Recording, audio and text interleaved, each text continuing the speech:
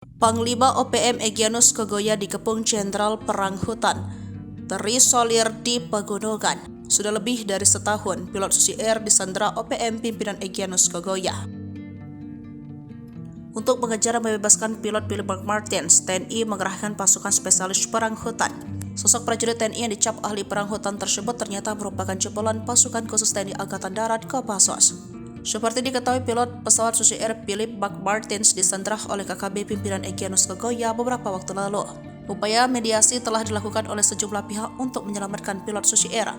Namun upaya mediasi agaknya kini masih mencapai kebuntuan. Bahkan hingga saat ini keberadaan pilot Susi Air yang disandra KKB Egyanus Kogoya masih simpang siur. Hal itu agaknya menjadi alasan TNI akhirnya menurunkan sejumlah prajurit khususnya dengan keahlian perang hutan.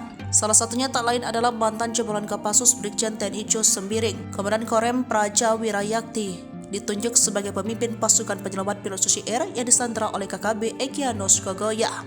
Brigjen TNI Jos Sembiring ditunjuk sebagai Komandan Komando Pelaksana Operasi Pembebasan Pilot Susi Air. Sebagai ahli perang hutan, agaknya membuat Brigjen TNI Jos Sembiring mampu mengantisipasi sejumlah kemungkinan yang akan dilakukan oleh KKB Egyanus Kogoya.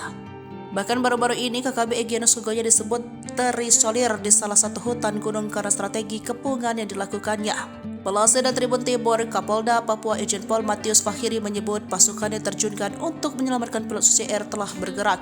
Meski telah bergerak mendesak posisi KKB, Egyanus Kogoya Matius mengungkap pasukan gabungan TNI Polri yang dipimpin oleh Jos Sembiring itu tidak bertindak gegabah. Hal itu sebagai cara meminimalisir kemungkinan buruk yang bisa terjadi dalam operasi penyelamatan pilot Susi Air. Matius menambahkan bahwa posisi sandera dilaporkan terus berpindah-pindah.